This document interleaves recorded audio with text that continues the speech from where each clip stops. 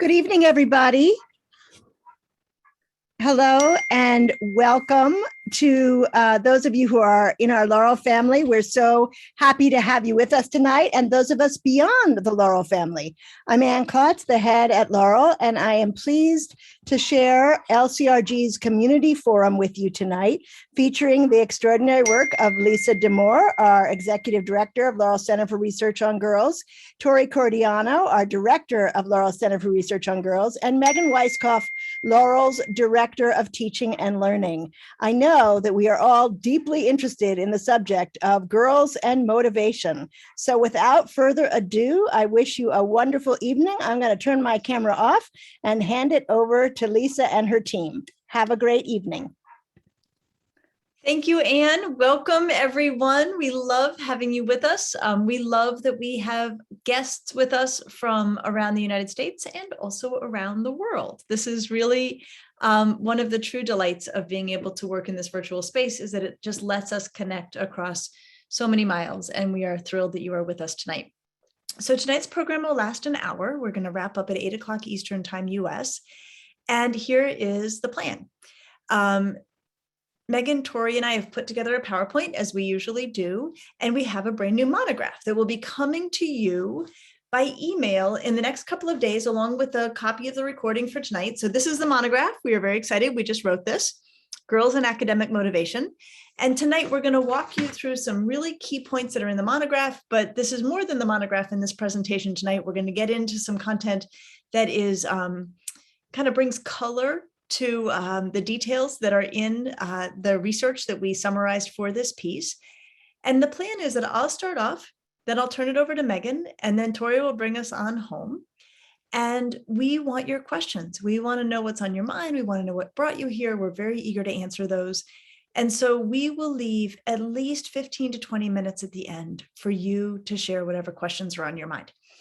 You do not need to wait until we are done speaking to ask questions. There's a Q&A right there at the bottom. And so any question you have, anything that you want clarification on or want us to go deeper or you're curious about, as soon as you have a question, put it right there in the Q&A.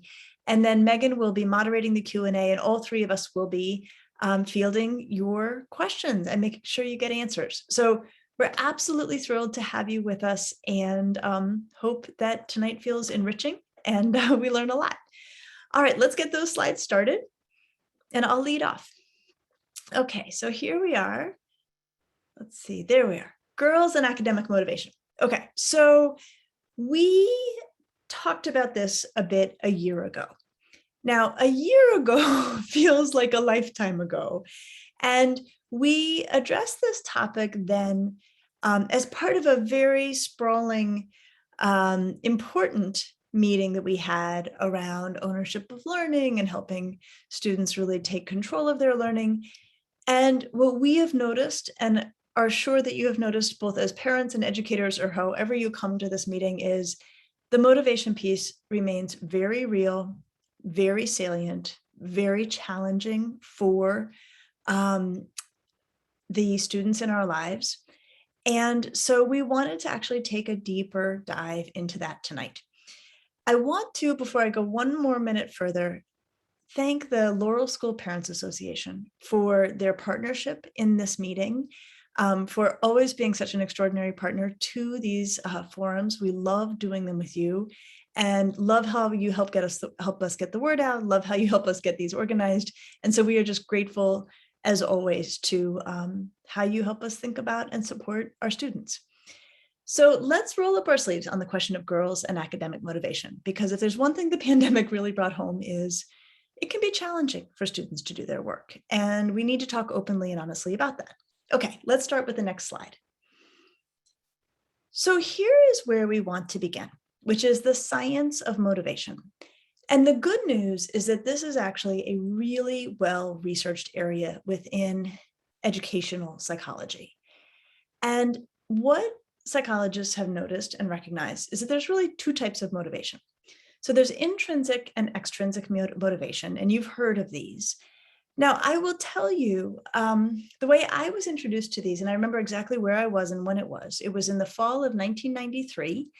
I had just started my graduate work in psychology, and we took what was called a graduate pro seminar, where we took a class that was across all of the fields of psychology. So even though I was a clinical psychologist, there were the cognitive, the developmental, the neuro, all of the psychologists were learning in this class together. And I remember that we had cognitive psychologists who came and presented on human attention. And the terminology they used, and it has obviously stuck with me nearly 30 years now, was to talk in terms of fascination and effortful attention. And for me, those have actually been in some ways more evocative terms to talk about intrinsic and extrinsic motivation. So if we think about intrinsic motivation as fascination, then I think we all know exactly what it means. It's when you have a really deep or genuine interest in a task or topic, when there's a sense of the work itself as its own reward. And often when people talk about intrinsically motivating activities, what they mean is that they lose track of time. It's the thing they can't wait to get to. It is the thing they're absolutely drawn to, and there's no sense of effort in paying attention to it. And that's really what makes intrinsic motivation special in its way. Now, the alternate version of this, or the other form of attention, is extrinsic motivation, the effortful attention side of this. And for this, it's when you work because of an outcome you're trying to achieve. So the work itself, at least in that moment, is not the reward. And the goal in this is that you're doing the work either because there's some reward at the end of it, whether it's a grade or whether it's praise, or you have to do it or else you'll get in trouble, right? So if you don't turn this thing in, you're going to have a problem. And so the effortful attention is stimulated by this extrinsic force of needing to do the work. So it's just a difference between inside pressure and outside pressure on getting the work done. Okay, next slide. So here's the next thing that I think is really, really important as we talk about intrinsic and extrinsic motivation. I have long noticed, I'm sure those of you who are in the educational world or parents who are reading in the educational world have noticed that intrinsic motivation we tend to talk about it like it's better. Like the good students have intrinsic motivation, or the well-raised kids have good intrinsic motivation. And the lesser students, the less well-raised children, they're the ones who require all these carrots and sticks.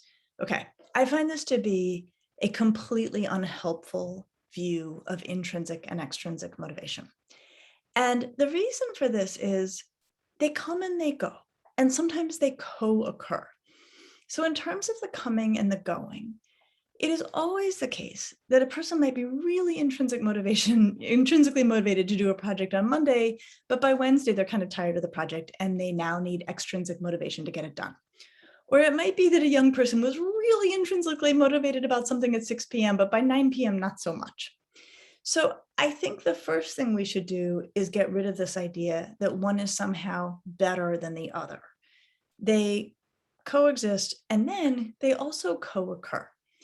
And what we mean by this is a student can really care about her grade and simultaneously really take a strong interest in the subject.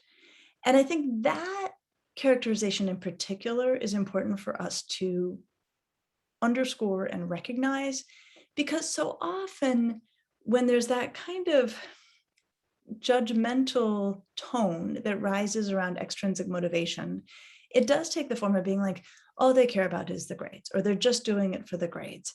And there really is often a sense of like, if they care about the grade, then that's the only thing that matters. And we know that's just not true. There are a lot of kids who really care about their grades and also really are finding themselves fascinated in the work. That said, I think it's also okay sometimes if the only reason a kid does some work is because they care about the grade. They didn't get to choose all the classes they take. They know the outcomes they're looking for. I have no problem as a longtime person in education with the idea that sometimes the grade's the motivation, and that's what students are there for, and that's all right. So if we set aside that kind of judgmental sense that can rise up around intrinsic versus extrinsic motivation, then we get to just think about how we talk with students about intrinsic and extrinsic motivation. And I think the best model that we want to put in front of them is to talk about these as two different gears that they have at their disposal. So there's the intrinsic gear and the extrinsic gear. And those are the gears that are going to get them down the academic road.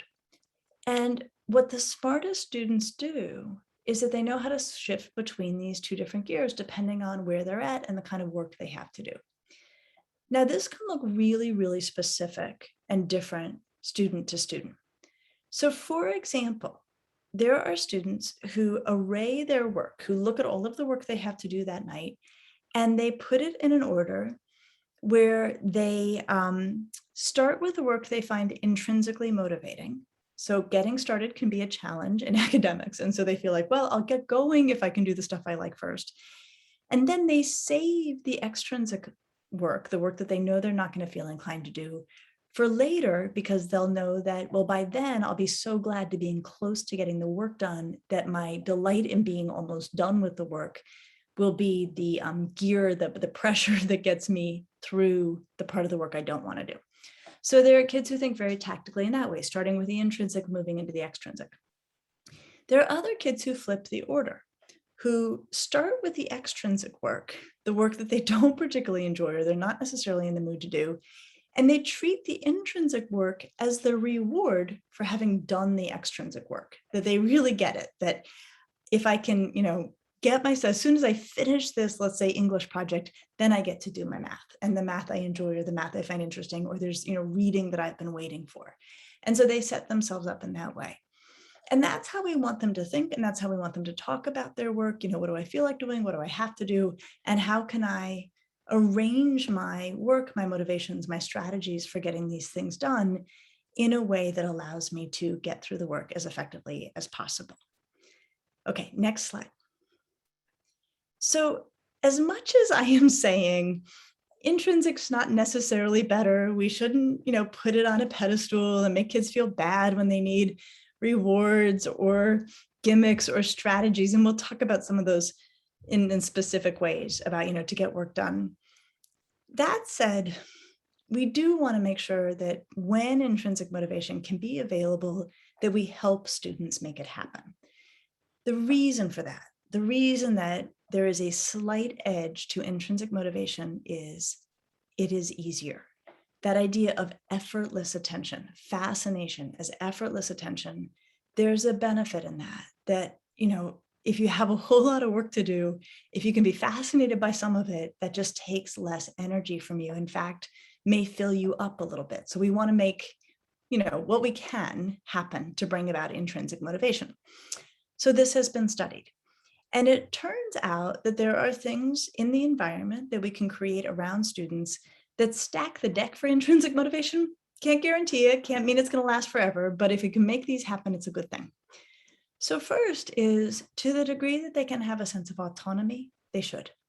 To the degree that students feel like they've got some choice, some say in how the work gets done, the more likely they are to have intrinsic motivation.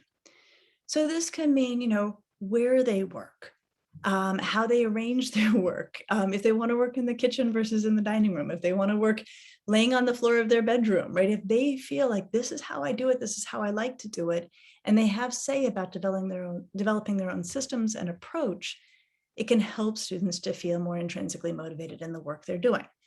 This, of course, is the opposite of feeling controlled and bossed and told how to do it.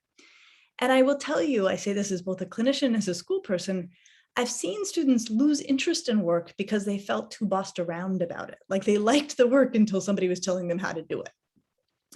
A second factor that makes a big difference in supporting intrinsic motivation is feeling supported, feeling really backed, feeling cheered on, feeling warmly encouraged in the work helps students to maintain intrinsic motivation. The opposite, of course, is feeling pressured, right? As soon as someone feels pressured, it takes on a very different flavor. They're now doing it for somebody else, to get someone else off their back, as opposed to when they feel supported in the work, when they feel like we're saying you're doing a really good job, what resources do you need, how can we help? We see how hard you're working. That can actually bring about the intrinsic excitement about it. And the last thing is that you have to feel like you're kind of capable in the work. And this is always something that's a bit of a moving target in a school setting, right? You have one class with many students in it. The teacher is always trying to figure out where students are and meet them where they are. Because if you feel like you don't know what you're doing, if you feel really lost, it's very hard to feel intrinsically motivated about the work. It's hard to get fascination going if you feel like, I don't even understand what's happening. So the goal around this is to try to figure out where students are, to meet them where they are so they feel sufficiently supported that the work is within reach. And if we are aware that a student is really finding the work out of reach, to go out of our way to take steps to remediate that, both to help the student grasp the work, but also to lay the groundwork for intrinsic motivation to come around. So these are some of the ways we think about it. And I know that I'm going to turn this over to Megan here in a moment, but I know that one of the key things that's important here, there we are. One of the key things that's important, and we're really going to get into this in more detail, is just talking openly with our students about what kind of motivation they need and how they're going to help make it happen based on the work they've got. But to really pull back the veil on intrinsic motivation and extrinsic motivation is what we hope you'll feel really able to do before the night is over. All right, Megan, over to you. Thanks, Lisa. Before I turn it over to Tori to talk a little bit about extrinsic motivation, I wanted to say a little to everyone about how schools in particular, and how at Laurel, we leverage purpose to help with intrinsic motivation. And this is a little bit of a callback to another monograph we've done at LCRG on purpose and resilience. But purpose and motivation are connected. And when a school or a family can foster purpose, specifically, a lot of the research has targeted opportunities, measuring purpose through opportunities for helping others, you can actually boost some sense in the student of intrinsic motivation. So for example, service learning, which is something that schools often, and Laurel certainly in grades 6 through 12, have opportunities to do. In the upper school, it's a graduation requirement for our students, many of whom go far above and beyond the hours required because they find such meaningful purpose in the work. At our Butler campus, our students there in grades 3 through 5 are finding brand new opportunities for stewardship because they are learning in an environment that they truly feel a sense of connectedness to and know that they have to participate in taking care of because they are actually out there in the woods and outside and needing to think about how they're engaging with that environment every day. So those students have specific roles that they have, and they're being asked by their teachers every couple of weeks to reflect on what they're doing, what they'd like to do next, what their goals are, and that helps them think about what motivates them, what excites them about how they're engaging in the work of being part of the school, which means they're thinking about also how they're doing the work of learning. And even in our youngest learners in grades K through 2, students have classroom jobs.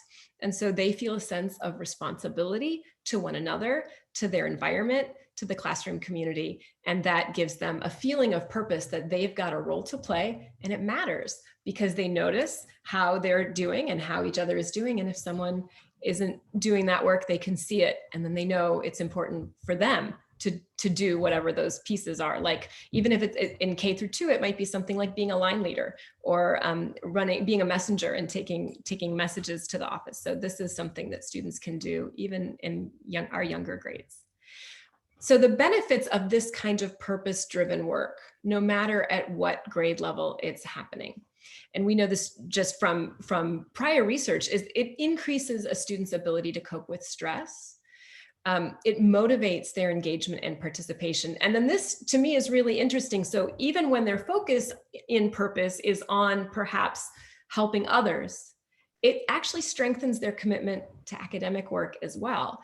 And it may be that this is because we know that purpose-driven work assists in students' sense of identity as it's developing, and they start to think of themselves as capable, as people who can make a difference, as people who can have an objective and meet it, and they can see tangible outcomes as they're engaged in purpose-driven work, and that folds backwards and helps them think about themselves as people who want to be capable and engaged and passionate and caring in all their endeavors, including their academic learning.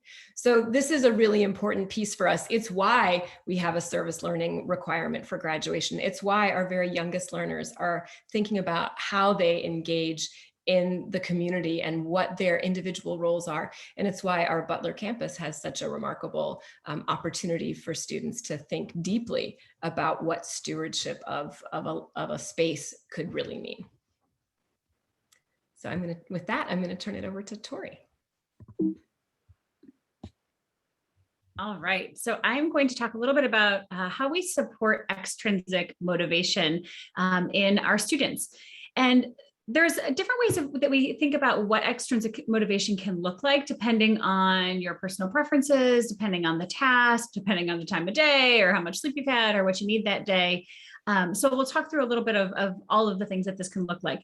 I started to write this and I started to talk about normalizing extrinsic motivation. And I thought, no, that's not exactly what I want to say. I actually want to think about how we celebrate extrinsic motivation and the role that it plays overall in terms of motivation. It's not a last ditch effort. It's not, it's something we need to reach for only some of the time. It's a regular part of how we work. And if we're able to, as adults, kind of reflect on our own work and the ways that we use extrinsic motivation, it can give us a good idea of how our students may use it as well. So the first is just recognizing the necessity of it. And if you can kind of think for yourself for a moment and think about the times when you reach for extrinsic motivation. It might be at a certain time of day. It might be for a certain task that you really dread that's part of your work. It might actually be for work that you really love, but it's very difficult and it's, challenging, or it's a part of it that's slow going. So for me, my two best extrinsic motivation go-tos are the 2 C's of coffee and chocolate. And those are the ones that happen just about every afternoon, somewhere around 1:30. And those are the things that can kind of keep me going if I know I have to get through, a tough batch of emails to get out, or some part of a report that I'm writing that is just kind of slow moving and deep thinking. And I enjoy that work, but it takes longer to get through it. So I'm going to just pause for just a moment because I want everyone to kind of think about what your own extrinsic motivation is. And you're welcome to put it in the chat if you'd like, but the goal of this is when we are going to move to the next point, which is how you talk about this with your kids, with your students, that we're thinking about what we can share honestly that works for us. So just take a moment and reflect on your day, or maybe you've had a day where you didn't have to reach for much of it today, but maybe the last couple of days. What have you used in terms of extrinsic motivation? The next piece of this, and if we had, everyone sort of sharing ideas, what we would realize is extrinsic motivation is not one size fits all. This does not look like one specific thing. It can really look like lots of different things depending on where you are that day and what you need. Different people use different rewards. And I got to spend some time with our juniors this morning, and we were thinking about study techniques and burnout and how we kind of keep ourselves going. And if you talk with a group of juniors in late October, no matter what school you're at, this is a very relevant type of conversation because motivation starts to slog a little bit as we get deeper into the fall. And they had such great ideas. Again, it was very personalized. There were some students who would say something and then a couple more would say, oh yeah, me too. And then there were some of them would have something totally oddball and off the wall that they used. Pets came up a lot as a theme of like walking my dog or cuddling. My very favorite was one student said that she doesn't have pets, but she's such a pet lover that she has a friend text her pictures of her pet so that she can like look at pictures of pets that she loves, even though they are not her own pets. And she uses this as like a little reward when she's gotten through hard work. And I just love that one so much. They can be kind of what we would think of like highbrow sources of extrinsic motivation. So it might be something like, really love reading fiction, or I really love reading some type of book. And if I get through this difficult work, then I give myself 20 minutes to just kind of sink into my book. Or it can be something like, I like to scroll on Instagram and I like to give myself 10 minutes to do that after I've been working for a time. We do want to think about, especially when we're thinking about this with our kids, is it hard to transition away from this break? Because often we use extrinsic motivation as a break from the work. And there are certain types of breaks that are actually hard to transition back from. But if it's not doing harm and it's something that they actually truly do look forward to, it doesn't really matter so much what it is. The other piece of it is different tasks require different methods. And I would say this is different times of day too. I mean, my motivation for doing something difficult is much stronger at 10 in the morning than it is at 2 in the afternoon. When I talked with our juniors today, we sort of did an informal survey of who are our night owls and who is most focused and most motivated late in the evening, who are early birds. And it was pretty evenly split. There were more early birds than I expected. So if you know that you're going to be working, or your student knows that they're going to be working later at night and they're more focused in the morning, they may need more of those extrinsic rewards at that time.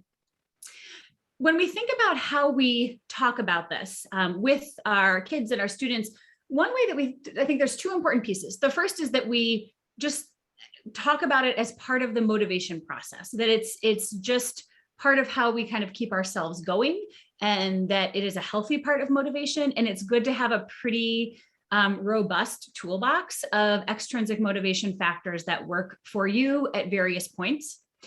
And the second is that you can maybe authentically share some ideas that you use. And, especially if you have a teenager, they may not be all that interested in the strategies that you use, or what they reach for may be totally different. But it's actually just helpful to know that the grownups need this as much as the kids do. I think sometimes for our students, there's a sense that they're going to reach a certain point and then they're just going to want to do all the work, right? And they're just going to happen. It's just going to kind of zip into that mode. And the truth of it is that doesn't happen. We can love the work that we do and be doing work that we love and still struggle to motivate ourselves to get through it. That's just the reality of how our brains work. And it's helpful for them to know that that is the case for everybody, no matter how much you love your work and how passionate you are about it. I do want to say a piece about gender and motivation here, because it has a couple of interesting findings that are good for us to know, particularly for girls. What some of the more recent research tells us is that the ways that gender and motivation come together in the STEM fields. So in more recent research, things like support from mothers and from peers in STEM. So maternal and peer support of STEM, putting value on STEM, placing emphasis or priority on it, is linked to girls' motivation in those fields. Same for exposure to feminism and beliefs in gender equality, particularly as it relates to these STEM fields. Another important piece that I didn't put on this slide, but is important to note, especially as I'm thinking back to what Megan said about how early this work starts, is that some of the research tells us that this might be most important in elementary school, when these associations start to take hold in terms of gender, motivation, and STEM fields. So there is no too young to start thinking about how these different factors connect, particularly for girls and their motivation in STEM. Okay, you go to the next slide, please. Okay, so I want to say some things about anxiety and procrastination. And these go hand in hand. They are quite close neighbors. And I spent, again, some time thinking with our juniors about this morning. There was a whole lot of yup, as we were thinking about how these two things interact.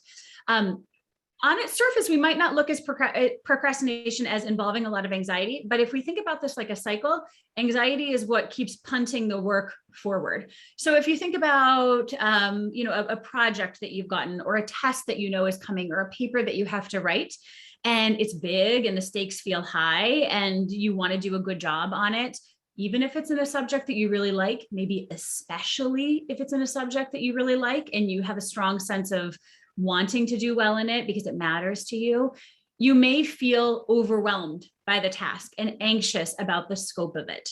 So when that happens, it may be sort of hard to think about, how will I even tackle this? When will I even tackle this? And so a tempting thing to do, because this is how anxiety works, is to avoid it, is that we kick it off into the future and we choose not to think about it at the moment. Right. And one thing that we know to be true about anxiety is that avoidance makes it stronger and stronger. So when we push that paper off to, well, it's not due for 2 weeks, so I'm not even going to think about it. Maybe it's Monday. I'm not even going to think about it till Thursday. And then Thursday rolls around and lo and behold, you've got soccer practice and a test on Friday. I'll think about it on the weekend. And you feel that little bit of relief in that you're sort of like shutting the lid on the box and pushing it down the line. The problem is, the thing in the box gets bigger the closer we get to the due date, and it gets harder to contain in the box because at some point we actually have to face the work. So the more we push that off, the bigger our anxiety becomes. The task becomes even more overwhelming the closer we get to the due date, because of course, the same amount of work is still there. We just now have less time to do it. I personally remember an example of this when I was in graduate school and pushing a big paper further and further and further down the line. And this was back in the day when you couldn't just like Amazon books overnight. And it turned out that I really needed a particular book to complete this paper. And there was no way I was going to be able to get it in time. And so it created its own source of anxiety as I got close enough that I was actually sitting down to do the paper and realized now I'm in a real pickle because I actually need this book and I've pushed this too far down the line to be able to get it in time. It involved a lot of scrambling and a very late night. So once we know about this cycle, what do we do with it?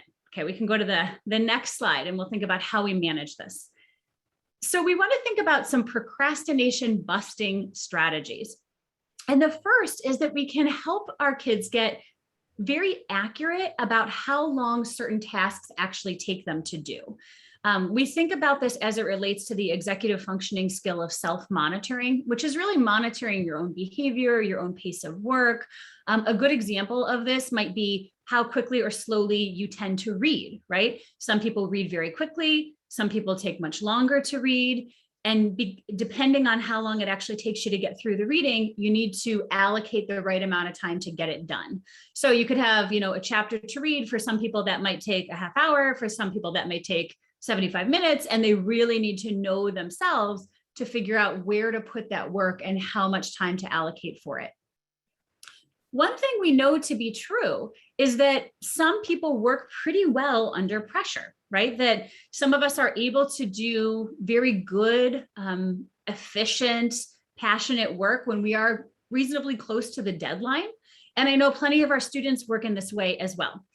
What this actually requires, if we're going to use this well, is a pretty good sense of how long it's going to take us to do the work. Because for me, in the case of writing that paper and needing the book, it didn't turn out so well because I was thinking I could pack a whole lot more writing into a 12-hour period than I really possibly could do. So building that self-reflection of how much time is this going to take and where can I find that time in my schedule, we really think about this as a skill. At Laurel, we start thinking about this with students really by the time they hit middle school, if not before, having them reflect in their ownership of learning of how long things take, where they can put that work, what it takes for them to do different types of work, because we have some students who can do really quick work in math, but it takes them longer to get through the reading, or writing takes a very long time, but reading is very quick. So knowing yourself as a learner and putting the right size work in the right size space becomes a very important factor here. And if you know that about yourself, there's nothing wrong with pushing it a little bit closer to the due date if you know that you can maybe even harness more intrinsic motivation at that time, and you can kind of count on that to be there. Another way that we start to bust these procrastination and anxiety cycles is that we really recognize the role of anxiety here. And this is pulled from the work of cognitive behavioral therapy, or CBT. And these strategies prove to be very helpful when it comes to procrastination. If you're able to kind of tap into your inner monologue or ask your student, your kid to do this, they may say things like thoughts that pop in their head. I'm never going to get this done. I don't even know when to start, how to start. This is going to take me forever. I'm terrible at this type of thing. These unhelpful, inaccurate thoughts that really serve as roadblocks to getting started in the work. So from a CBT framework, what we would do is we would look at those thoughts and we would start to poke some holes in them so that they better match up with the reality of the situation. The reality of the situation might be, this is a really long paper. Papers take me a long time to write. This is going to be challenging. I'm going to need to leave myself enough time. I can do this with support and with enough time. Right. So it's not as quick, it's not as handy, which is why it's not top of mind always for us. But if we get in the habit of recognizing those inaccurate thoughts and poking some holes in them, we can get better quicker at bringing them down to size. I want to emphasize that the goal here is not to have those thoughts. That's just how our brains work. Those thoughts pop in. We call them automatic thoughts. They're just there, but we can get pretty good at recognizing them and calling them out for what they are. And then once that happens, we can start to help girls break tasks into smaller steps. So this brings down the overwhelm factor and makes it much more reasonable to get started on the work. If it's a test that you're studying for, and this is where parents can actually be very helpful in scaffolding this until students get to the place where they can do it on their own, and then we can pull back the scaffold. But we might say things like, okay, tell me your plan for how you're going to get started. And if it's, I don't know, I don't even know how I'm going to get started. We might say, okay, well, it looks like it's over 2 chapters. So could you maybe tackle the first chapter in the next few days and tell me how you do that? So you might put some framing in to help them come up with a plan for how they will start. And then you can pull that framing back as they get better at doing it on their own. Once we've broken it into smaller steps, here's where the extrinsic motivation becomes really helpful.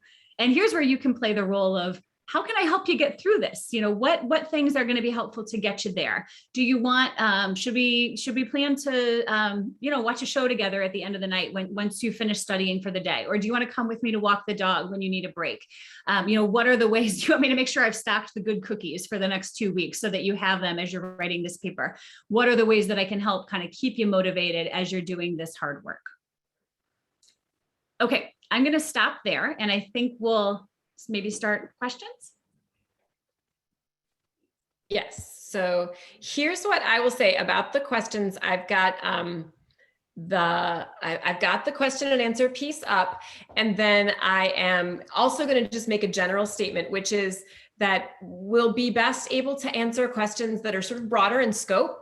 If you've got a really specific question, if this presentation has raised for you something really specific about something at your school with a teacher or an advisor, it would be a great question to raise with them and have that conversation, or with your daughter, to think with her about what you learned and whether or not. So if it's something that's very specific to your situation, we certainly want to be resources, but we also encourage those direct conversations because they're so helpful. But I do see some good open, broad conversations here. So here's one.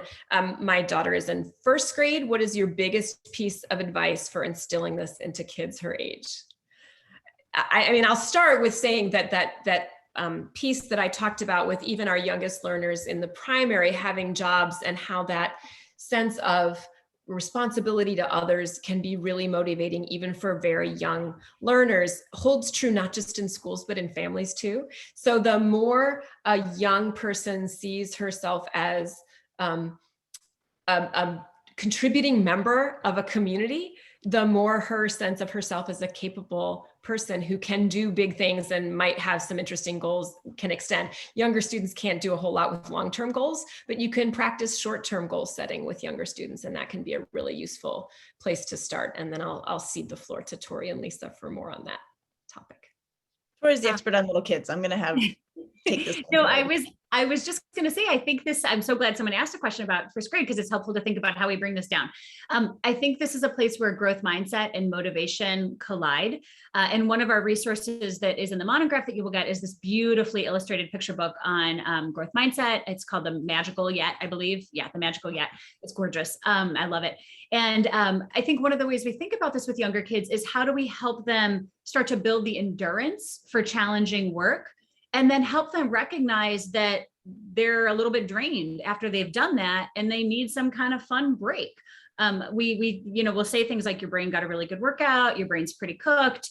How do you want to let off some steam? How can you charge yourself back up? So, and then we help structure that, because at 1st grade, 6 and 7 years old, they're not able to recognize, if I'm going to be doing this reading, and reading is hard and it takes a long time, that I then need to put the book down and go ride my bike for a little bit. But you can help them pair that, right? You can say, whew, your brain got a good workout. That was a hard book that you read. Should we go play outside? And then as you see them filling their energy back up, you can reflect on that. And wow, looks like you got so much more energy from being out here. It's good to know that that helps you fill your tank back up when you have hard work to do. We have another question about grades specifically. How are grades helpful or unhelpful as an extrinsic motivator? This is a great question. I'll take a crack at it, and then you guys follow up. So grades can be a powerful extrinsic motivator. And that's not a bad thing. And I think it's important to note that. that students care about their grades. They care about the implications that grades hold in terms of, what may be options down the line. It's not a problem for this to be an extrinsic motivator. I think where we worry is if it's going to undermine their pleasure in the work, if they're going to be so focused on the grade that they actually can't take pleasure in the work. And these are not mutually exclusive, as I said before, but there's things we can do to make sure that the grade and the focus on a grade doesn't actually get in the way of the possible joy of the work. And what we know, and this is in the monograph that's coming to you, there's a whole box in there about the role of praise and how it, plays with regard to motivation. And there can be worry that if we're praising kids for their work, that somehow undermines their inherent pleasure and joy in it. And so what we can do to keep the inherent and the intrinsic motivation high, even if extrinsic motivator of a grade is a real factor, is to really admire kids' effort. And that's what we see in terms of the kind of praise that keeps intrinsic motivation going. This sense of, I see how hard you're working. You should be so proud of how thoughtful you've become as a learner and how seriously you are studying, that can, alongside an interest in the grade, can keep the idea of like, yes, this is interesting in its own right, or I'm invested in its own right, or I do it in a way I feel good about. And it happens to be connected to this outcome I'm interested in, but the way I'm going about it feels good to me too. So it's not an either or, but if you're worried that if it's all about the grade, start talking about all the good effort you're seeing. What do we do? How can we be helpful with students, particularly older students who have systems that have worked for them for a long time, and parents are wondering if down the road those systems are going to work so well at college and beyond? So for example, a senior saying, why does it matter when I get it done as long as I get it done? Not making efforts to space things out. Is there a good way to change that mindset so that when the work really changes dramatically and when a student's autonomy over their schedule changes dramatically, they still have good structures to put in place? Tori, you want to lead off on this one? I've got some ideas too. Sure. You lead off. I have just a little bit to say. So I think one of the ways that we go back to this is if your student is actually pretty good at recognizing how long work takes her to do and where she has the space to put it in, she might be pretty strategic in doing this. I use the word forecasting, like the week ahead, to sort of think about like, okay, here's what I've got and here's where I'm going to put it. And if you have a senior and you are a little worried and she seems less worried, you might say something like, okay, so humor me, because I know you've got a handle on this, but I feel anxious about it. So put my mind at ease here. Like, I know you've got this paper due. I know you've got a busy week. Just tell me what your plan is, right? And then I'm off your case. Because ideally that is what we want them to do. We want them to be thinking it through and us to be pulling back further and further from the process. And if we're just the ones framing the questions and they're the one figuring it out, that's the right spaces to be in. I would echo what Tori said, that a lot of it is, how good are they at knowing when they can get the work done and how quickly. And it's interesting, Tori, as you were talking through that part of your presentation about, when students procrastinate, and then sometimes pushing close to a deadline is a good form of motivation. Like once the pressure's there and you got to do it, you can sometimes do it. But as you were talking, I was thinking like, oh man, so much of this is experience, right? So much of this is what we learn by blowing it or by doing it a lot. And so we know it'll take a half an hour to do this, 25 minutes to do that. And so what I would say, if the senior has gotten this far, getting it done and succeeding, clearly she's learned quite a bit along the way about how to calculate it. If she hasn't fallen on her face, so far her system's working. And then I would say in college, there's more room for error than there is in high school, because college grades are not necessarily as pivotal to the next moment in life as sometimes high school grades can feel. So she'll figure it out, I think. And especially in college, there's just fewer assignments and fewer things that do get graded. So in some ways they can feel heavier, but in other ways, my experience is, especially for Laurel students, they get there, they are really prepared, they know how to work, they know what's expected, and they can get it done. So if it hasn't caught up with her yet, I think she might be okay for a good while. We have a couple of questions here that, broadly speaking, ask about the impact maybe of the pandemic and interrupted learning on student motivation. And those of you there are two people who've asked this question, and in some ways are asking about how this might have impacted learning, how that in turn might impact motivation. So I think I'm going to ask if we could combine those questions and answer them in a broader way, how we can do this, how we can help students stay motivated, not compromise expectations, but also meet students where they are. And what does that even mean in this era? I'll lead off on this. It's something I've been thinking about a lot. And then I don't want to be the last word on this by any means. So my husband's a teacher. He teaches at St. Ignatius here in Cleveland. And we were talking about what he was seeing. I was talking about what I was hearing around. And what he said, for a lot of kids right now, and so I think this is, hopefully less true for Laurel students, but to a degree it may be true. They didn't learn as much last year about how to do really hard work as would normally happen in a school year. And so they're now facing that reality. And it's made me think about something we've long observed with, let's just do high school, in terms of the trajectory of capacity that kids develop in high school. So often ninth grade, even though everybody gets everybody really ready for it, makes them really anxious, kids often feel like, oh, ninth grade's more of an orientation to things. They're sort of finding their feet. In most high schools, 10th grade is a heavy lift. There is a lot of work. There's a lot of it's a big step up academically. And a lot of kids had the experience of being kind of powerfully overwhelmed by it, but also I would say packing a lot of muscle on, packing a lot of capacity to do work on, which then carries them into junior year when they pack on more capacity, and then carries them into senior year where they pack on more and go. And so you see this growing stamina, comfort with long stretches of work, ability to do long stretches of work. And I don't think that any humane universe made that possible last year. At some level last year, the only thing to do and the only right thing to do was to help kids get through the year. There is no way that they could have been held to the normal expectations. But now here they are. They're, let's say, juniors who didn't have the full strength gaining workout of the 10th grade that typically happens. And now they're doing junior level work and junior level expectations. So how do we try to balance this?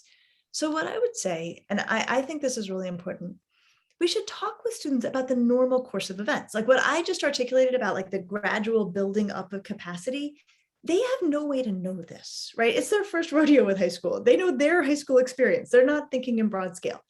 So I would say to them, look, if you're having a hard time this year, part of it is a stamina question, because so much of your stamina last year was taken with just trying to get yourself through the pandemic, which was the only option we had. You didn't get the chance to build as much muscle to do this work as you would normally have. So you're going to make it up. You're going to catch it up. We are here to support you, but this is going to be a hard year. And what I love, especially about teenagers, because I think it's mostly where the rubber hits the road on this with teenagers, is if you tell them the truth, if you give them a framing, if you make it clear, you're not making a mistake here. You're not somehow doing it wrong. These are circumstances beyond your control. You were caught in the crosshairs of this. So often they're like, okay, they can kind of dig deep and they can bring more if that sort of empathic, broad picture is shared with them. So I think that's a lot of what we're going to be doing. And what I keep thinking is I think this is all going to come out in the wash.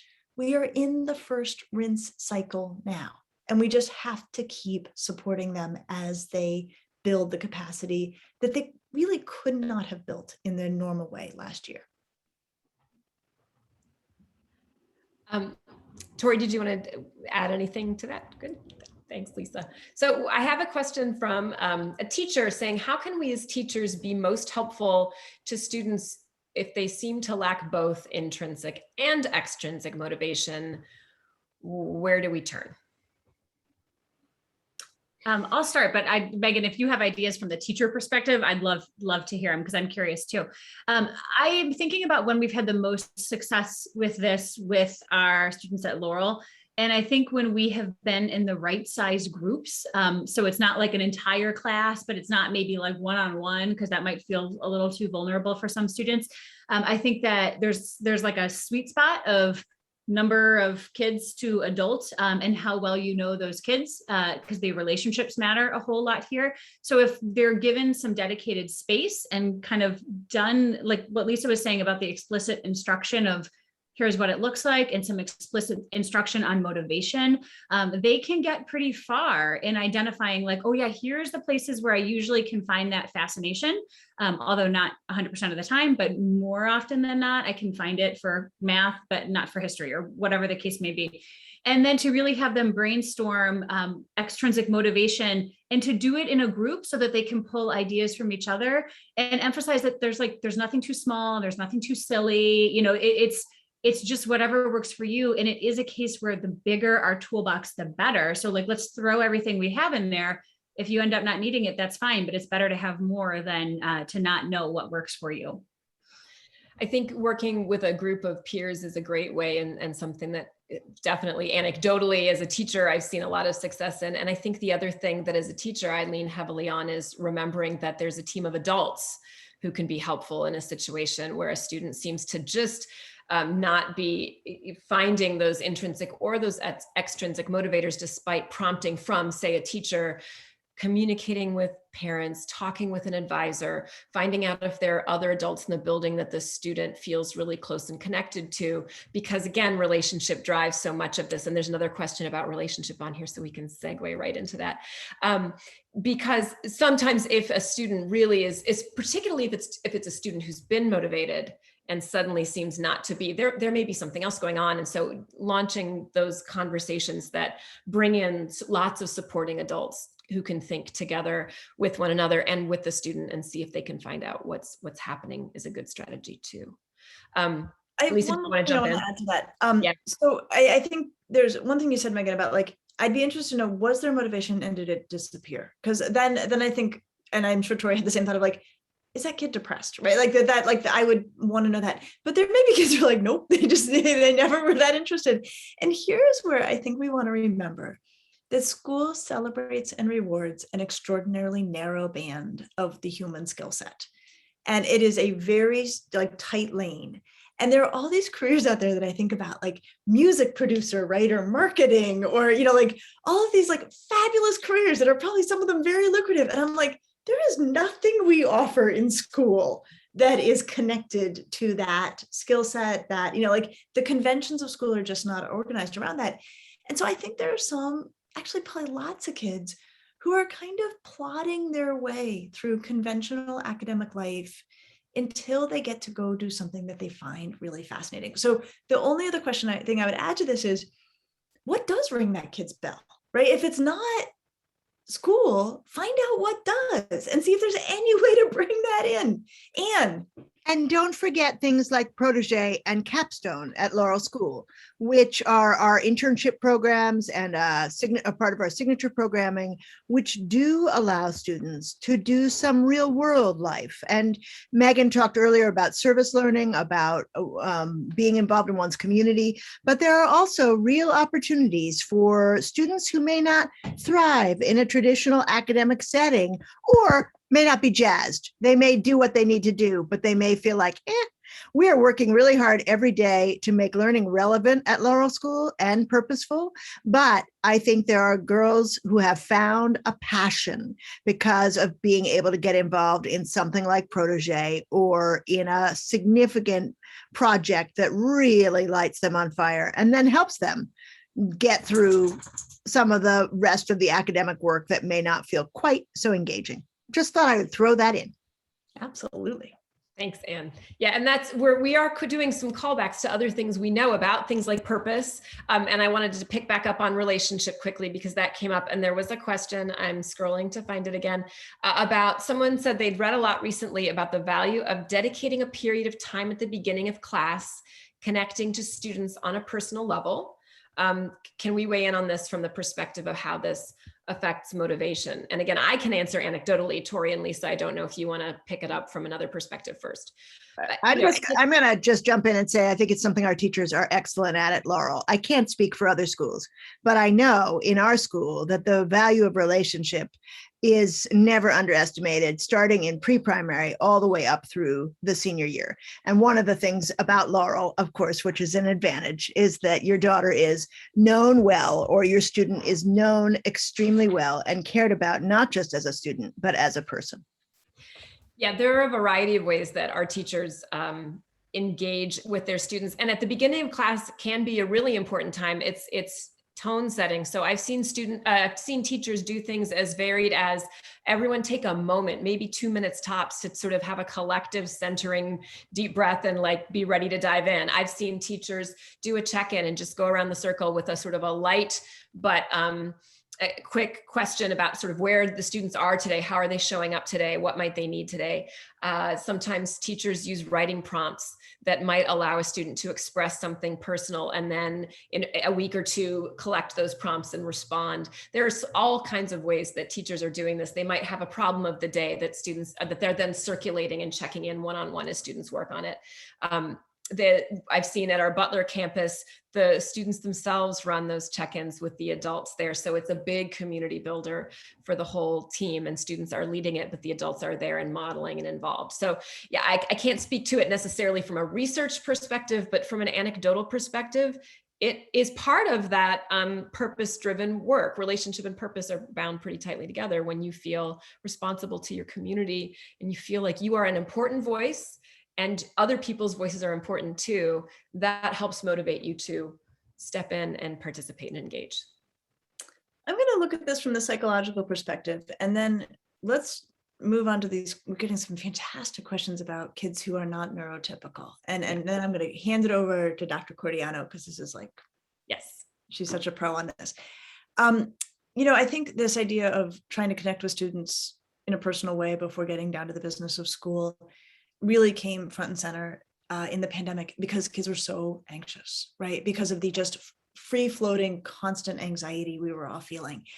And so one way that I think we could construct this, we could put some sort of, branding around it, for lack of a better word, is to think about the 3 C's of learning, which is you need to connect with your teacher so that you can feel calm.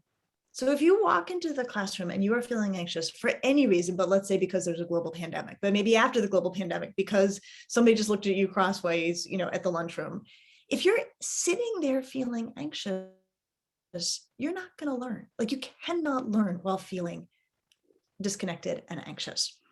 So for the teacher to connect, the goal is to actually connect in the name of helping the student feel calm, right?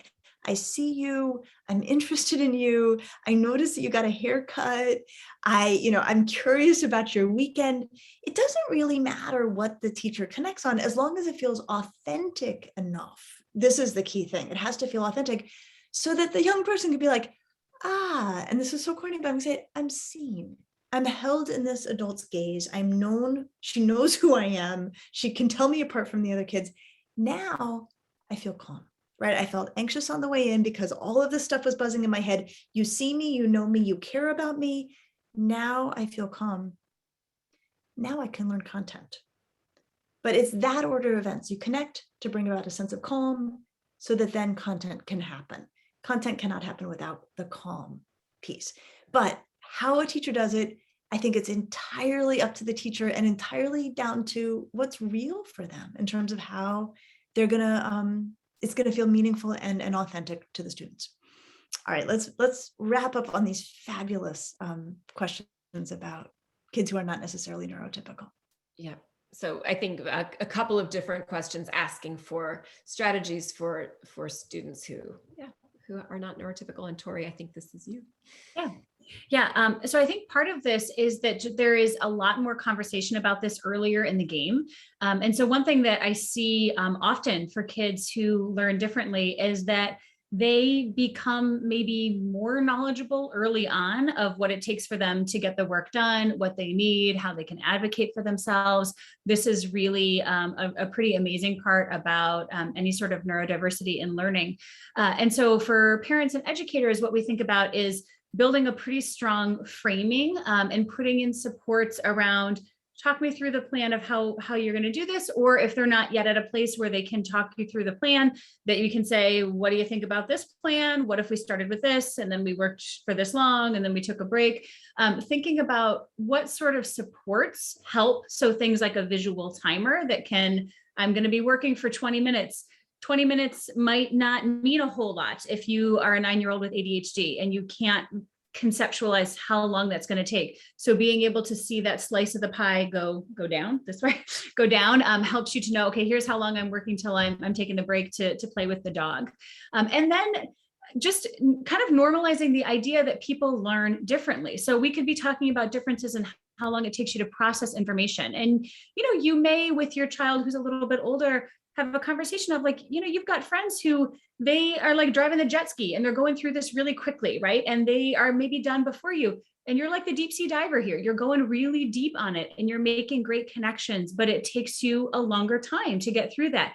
That's just how your brain works. And it's incredible to know that about yourself, because then you can use that to structure how you get your work done. In terms of resources, there's two that I want to mention. Wherever you are, I really, really love the website understood.org. It has so many great resources for parents. I work with a lot of parents who, in my private practice, who have kids who learn differently, and they will say that they print things out and give to their kids' teachers, because teachers will say, tell me more about processing speed or ADHD and how your kiddo learns. And there's a lot of great practical information on there. There's also a lot celebrating different types of learners, like first-person accounts written by older adolescents and young adults. I just really love it. The other resource more locally, although they do a lot of virtual events now, is Laurel School and the Ethan D. Schaefer Center there that has a lot of community outreach. They just had a great program about college readiness for kids who learn differently. So they do a couple of those every year. You don't have to be part of their school community, but they do have a lot of great resources for different types of learners. Thanks. It's 8:01. We have a few more questions in the chat. I don't know, in the Q&A. I don't know if we can try to answer. There's a couple I want to roll up, but I think we'll get at some of the key. There's about like, how much pressure do we put on kids? And actually in both questions, one was girls, one was students, when they're not putting in their full effort on work. How much should we lean on them? How much should we expect it? Should we have consequences when they don't do it? So I'm going to answer this a little bit more from the traditionally girls' perspective, which is, I want us to be careful about how much we set the expectation that especially our daughters, but maybe our hyper-conscientious sons, will bring their full blast best effort to every work we put in front of them. And then we reward that with praise, or we make that seem like that's the standard and the only standard. Because in my experience, and this is something I've observed a lot, that level of full effort all the time is sustainable 6th grade, 7th grade, 8th grade.